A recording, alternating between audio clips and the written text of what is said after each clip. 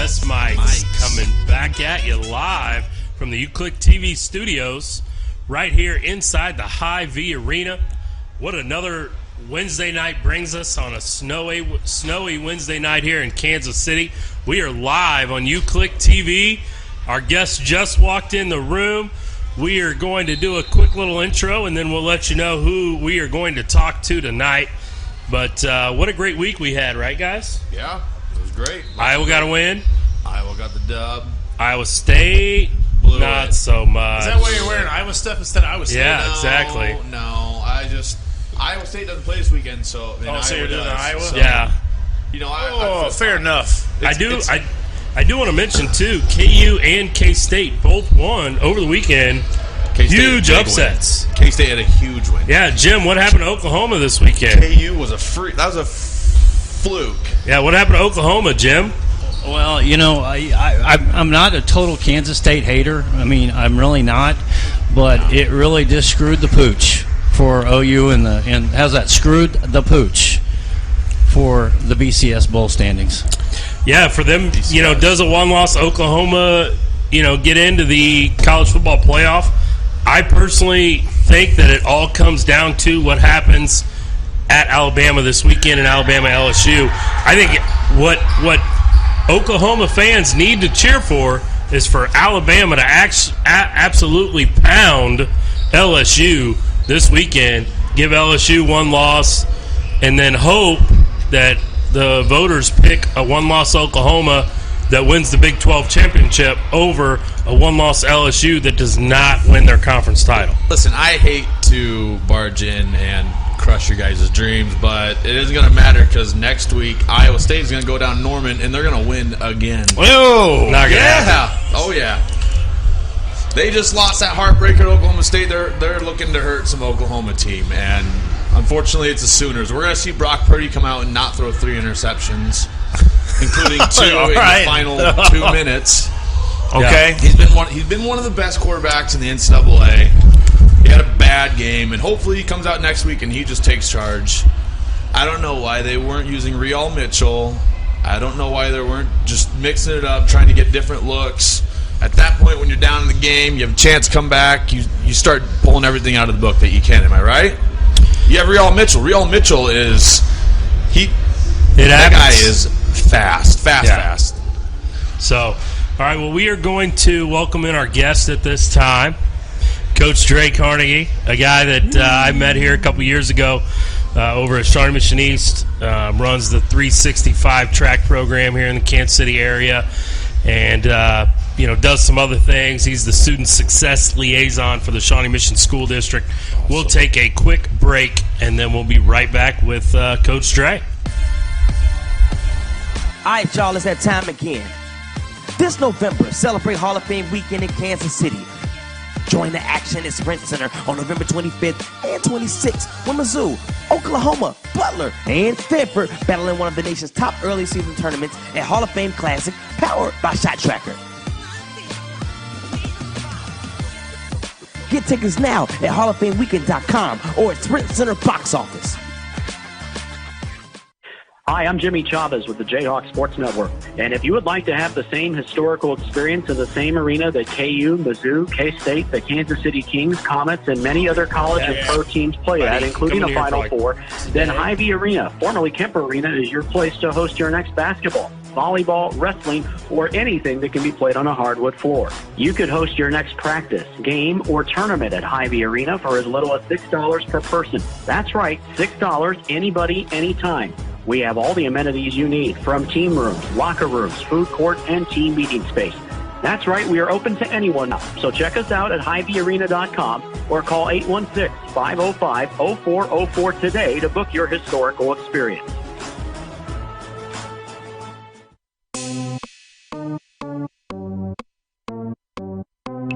The MIAA Volleyball Championship is coming to Kansas City for the first time ever. Join us Thursday, November 21st through Saturday, November 23rd for the first championship held at the newly renovated Hy-Vee Arena. Head over to the Volleyball Championship page at themiaa.com to get your tickets today. 8 teams, 3 days, only one champion. Bring your A game. Tired of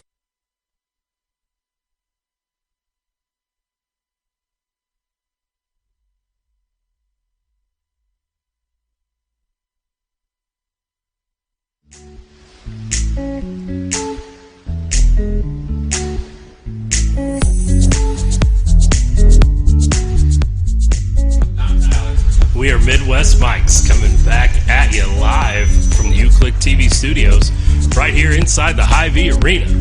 And as I was briefly saying right before the break, this is Coach Dre here to my left. He's been on the show before we joined up with UClick TV. But, you run the 365 track program. Sure.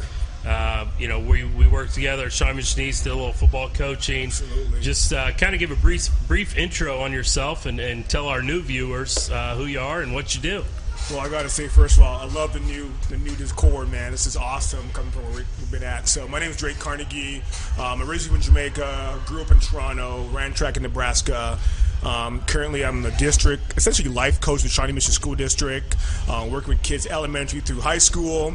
And then, for about 14 years, I've been running a 365 track club. It's essentially an AAU track club. So I've been really fortunate and thankful for that opportunity as well. So, I mean, one of my favorite things that I get to see every day is just kind of scrolling through your social media and seeing the impact you have, on kids, not just in one school, but all over the district. And, I mean, we all know that kids come from different home life situations, and some of them really kind of need that extra support.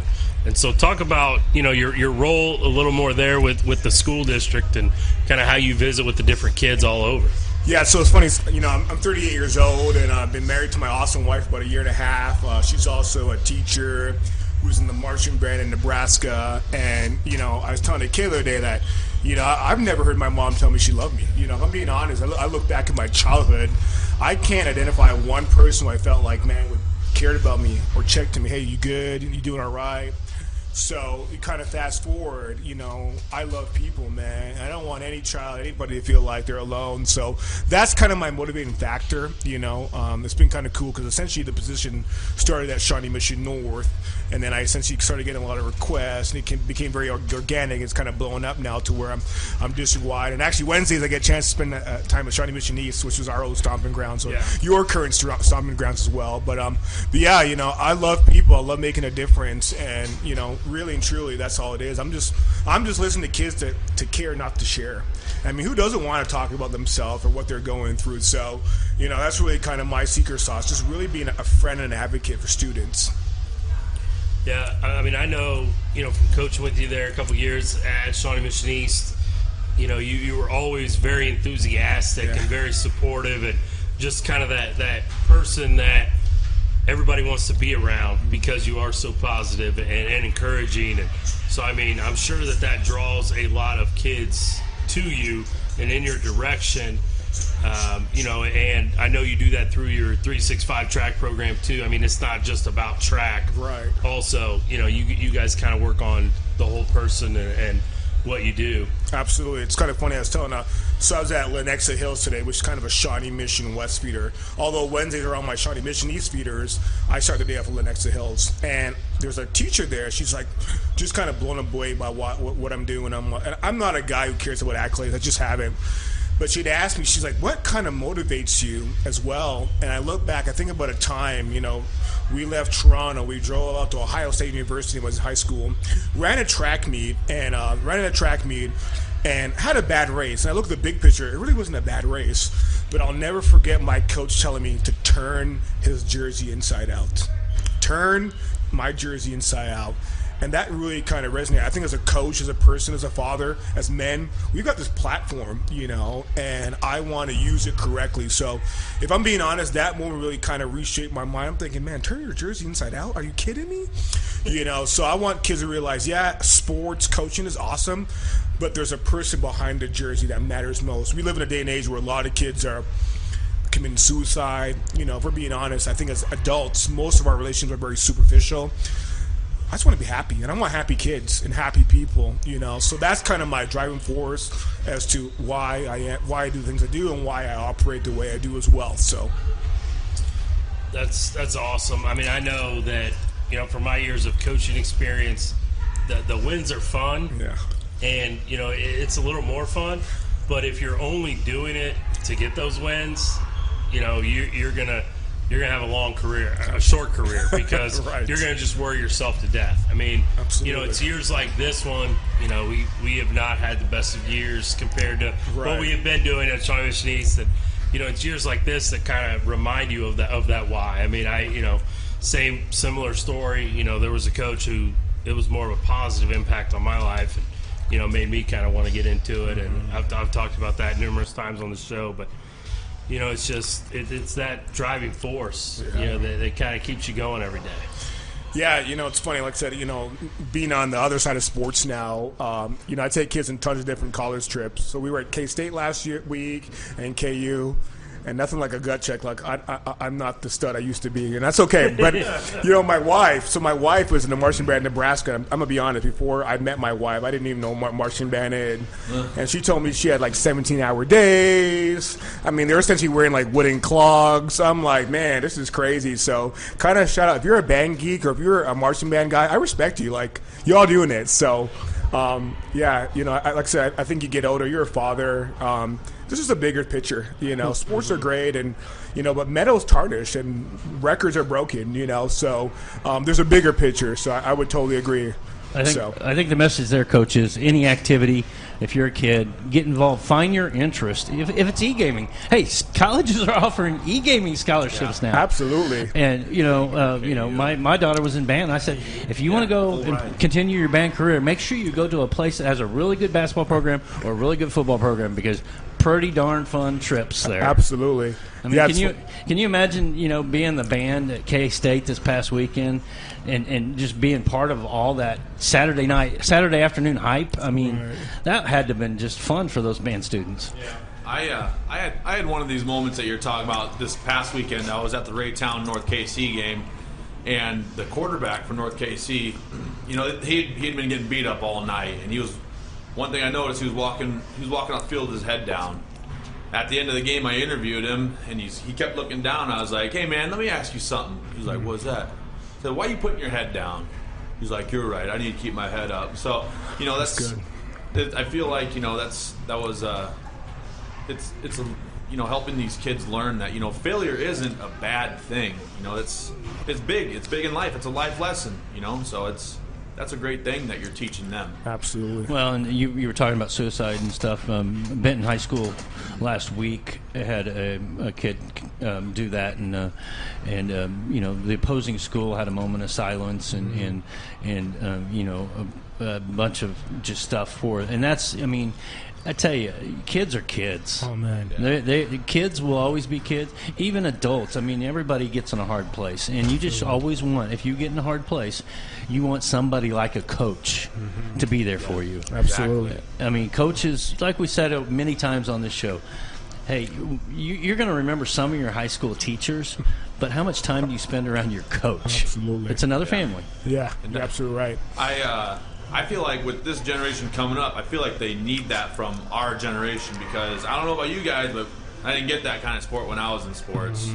They saw me that I was down. They, maybe they cared less or whatnot because I wasn't one of their favorites, whatever. But, I think with our generation, we've done a really good job of, really seeing that kids need to be built up, and so they can be successful in life. Yes, that's good. Yeah, and I mean, me and you have had this conversation before. Right. The longer I do this, the more I'm around kids. It's like the kid already knows he made a mistake. Most of the time when they're coming off the field or after that play, yes, we need them to get better, but there's a lot better way of going about it than guys were, on some of us when we were younger. I think that's kind of what you were saying. I mean, I want to tell the kid, hey, you made a mistake, but here's how we can fix it. Right. I know Coach Hoover shares a story about when he was first, getting